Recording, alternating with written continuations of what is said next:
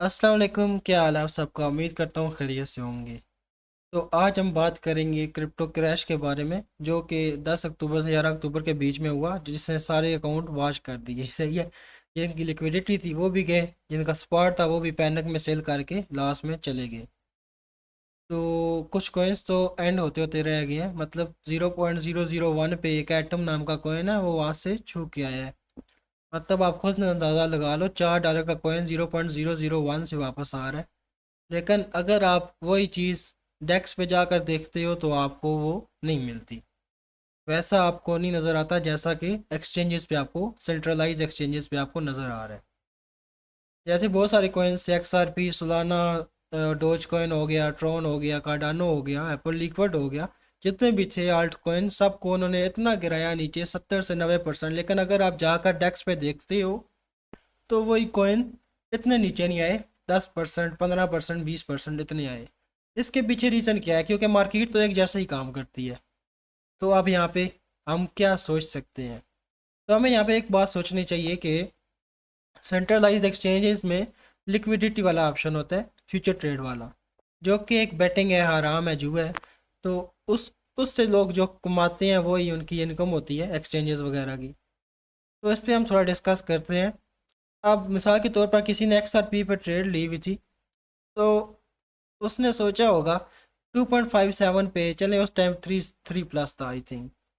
तो इतने, तो ज़्यादा से ज़्यादा $1 पे चला जाएगा, $1.5 पे चला जाएगा, इतनी लिक्विडिटी रख लेता हूँ एंड सो जाता हूँ। सही है, सोना नहीं था उस दिन, तो सो गया।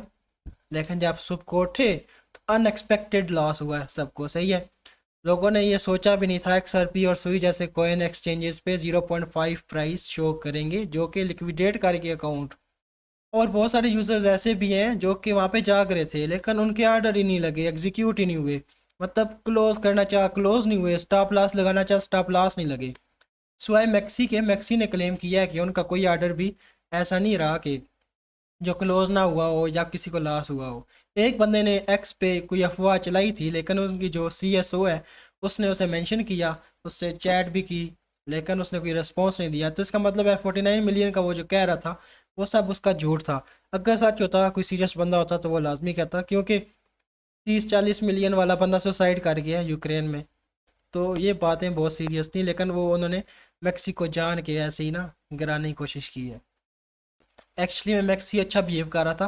काफ़ी लोगों ने मुझे कहा है कि मैक्सी से वो बच गए हैं। सही है। उनके ऑर्डर क्लोज हो गए थे एट द टाइम। लेकिन अब मेन मुद्दा ये है कि स्कैम किसने किया है। तो स्कैम आपकी नज़र में ना चाइना की तरफ से हुआ है ना US की तरफ से हुआ है। उनका जो टैरिफ वाली फिल्म थी उससे बस एक मोहरा बनाया गया। सही है। मोहरा कैसे बना जी? 100% टैरिफ लग गया, एक पैनिक क्रिएट हुआ छोटा सा। सही है। आगे भी ऐसे होता रहता है, तकरीबन 4-5 बार ऐसे हो चुका था, इतना बड़ा क्रैश नहीं हुआ, छोटी सी लिक्विडिटी जो आगे पीछे होती रहती है। सेम ही होता है सिस्टम। लेकिन उन्होंने ऐसे मोरा बनाया और किया कि एक्सचेंजेस ने आपस में डील वगैरह की एंड देन उन्होंने लिक्विडेट किए अकाउंट्स। क्योंकि अथॉरिटी उनके पास होती है, जो कोइन उन्होंने बाय किए हुए हैं उसकी उनके पास अथॉरिटी होती है, उसे गिरा भी सकते हैं, ऊपर भी ले जा सकते हैं। सारी लिक्विडिटी जो उनके पास पड़ी थी कोइंस की, उनको उन्होंने किया सेल। सही है।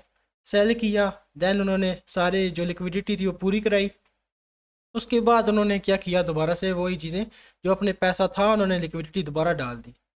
यही रीज़न है कि आप लोग 101 या 102 से BTC को दोबारा 1,14,000 पे देख रहे हो, और इथीरियम को 4134 पे देख रहे हो, जो कि 34 से होके आया है, 37 से या 34 से।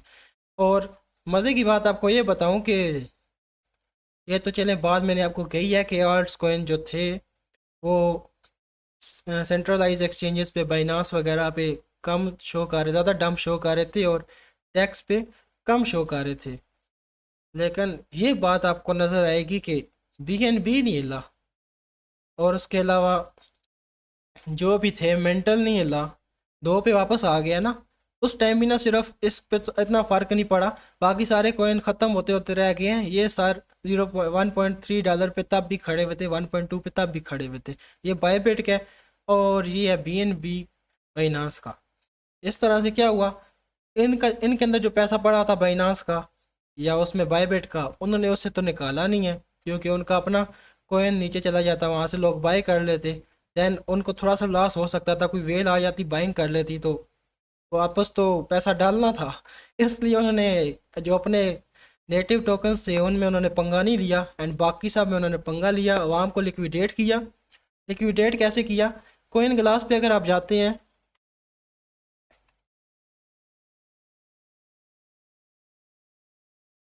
तो एक सेकंड कोइन ग्लास ओपन कर लेते हैं।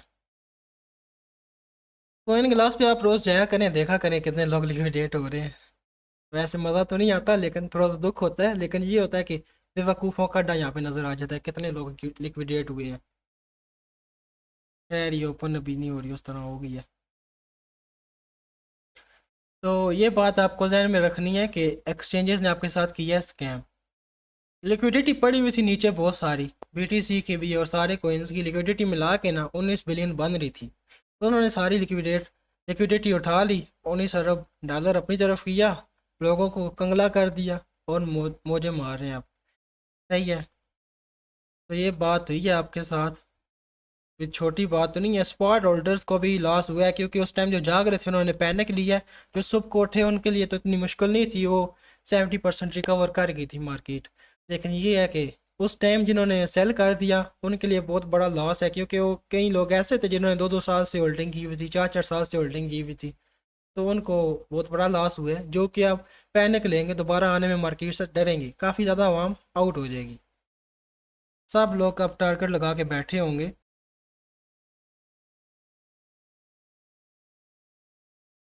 ये अभी भी ना 217 मिलियन डॉलर की लिक्विडिटी यहाँ पे पड़ी हुई है, 124 की यहाँ पे पड़ी हुई है, बाकी भी कॉइन्स में अभी भी पड़ी हुई है। अभी भी लोगों को थोड़ा सा नहीं आया, सबक नहीं आया, एक और सबक की ज़रूरत है, तब जाके उनको आराम आएगा। 19 अरब डॉलर का तोला था इनको नुकसान हो चुका है। यहाँ पे आप लोग देख सकते होते हैं कितनी लिक्विडिटी लगी हुई है, कितनी नहीं लगी हुई। शॉर्ट लॉन्ग ट्रेडर्स की सब शॉर्ट हुए हुए हैं, तो तब अब लॉन्ग जा रही है, ऊपर से लिक्विडिटी उठाएगी। ये सारा स्कैम होता है। अब यहाँ पे शॉर्ट है तो मार्केट ऊपर जा रही है। तो ये सारे सिस्टम है, ये 8 कॉइन्स हैं। आप इनको इनके ज़रिए अर्न करेंगे एक्सचेंजेस वाले। फाइनेंस वगैरह लोगों ने किया क्या था उस टाइम, जब सेल वही नहीं है, एग्जीक्यूट नहीं हुआ, लोगों ने स्टॉप लॉस लगाए, वो नहीं लगे, सारा ये सिस्टम चाह रहा था। बीएनबी वगैरह पे कोई इतना करता नहीं ट्रेड फ्यूचर वगैरह, उनको पता है ये तो सारे अपने मज़े में है, इनका कोई समझ नहीं आती कहाँ जा रहे हैं कहाँ नहीं जा रहे। 1288 हवा में ही हो गए हैं इनके। तो स्कैम तो ये हो गया है, लेकिन अब आप ये कर सकते हैं कि आपको रिस्क मैनेजमेंट वगैरह सब का एहतियात रखना होगा, एहतियात करना होगा, अगर आप लोग अभी भी फ्यूचर ट्रेड में रहना चाहते हैं। मैं तो आपको यही रिकमेंड करूंगा कि पैनिक ना लिया करें, अपने एसेट को लॉक कर लिया करें या कुछ इस तरह किया करें, पहले रिसर्च किया करें पूरी, उसके बाद आप कोई जो कोइन आप ले रहे हैं उसके देखा करें वहाँ कहाँ पे स्टेक हो सकता है।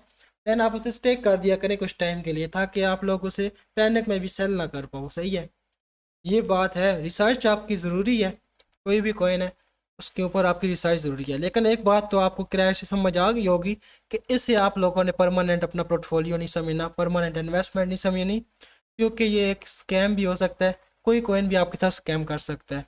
एक तो रीज़न ये है कि आप लोगों ने कोई भी कॉइन अगर लिया है पहले रिसर्च करो, फिर उसे लॉक कर दो कुछ टाइम के लिए, क्योंकि आपने वो लिया है सोच समझ के लिया है, तो उससे आप लोग इन चीज़ों से ऐसे जो आती हैं ना आपके सामने, कई बार क्रैश आते हैं, वो सडनली होते हैं और दोबारा सही हो जाते हैं एक ही दिन में, तो उनसे आप लोग पैनिक ले जाते हो। तो ये करना आपके लिए ज़रूरी है। दूसरा ये है कि एक कोइन में आपने नहीं लेना, कोइन ख़त्म भी हो जाते हैं। ओम को आप देख लें, $6 पे था और $0.1 पे रोलर है। सही है, उसका बेड़ा गर्क हो गया है। तो ऐसे कोइंस भी होते हैं, तो आपने कम अज़ कम अपनी इन्वेस्टमेंट को 10 कोइंस में डिस्ट्रीब्यूट करना होता है। देन उनको आप लोगों ने स्टेक करना है या कहीं पे होल्ड कर देना है, जहाँ से आप विड्रॉ इतने जल्दी ना कर पाएँ। लेकिन स्टेक आपने वहाँ करना होता है जहाँ पे आप लोगों को ट्रस्ट हो कि आगे कोई प्लेटफॉर्म बैठा हुआ है जो रियल है, अथेंटिक है। फाइनेंस पे भी आप कर सकते हैं, जो अर्न वाला आपको मिलता है पैसा, उससे आप आगे किसी गरीब को दे दो, उस वो वाली अर्निंग अपना रखो, बाकी अपनी स्टेकिंग आप रख लो, क्योंकि एक्स्ट्रा जो इनकम होती है वो इंटरेस्ट वाली होती है, तो उसे अपना रखो। तो ये रीज़न आपके लिए हो सकती है। समझ नहीं आई वीडियो दोबारा देख लीजिएगा। मिलते हैं नेक्स्ट वीडियो में, तब तक अल्लाह हाफिज़।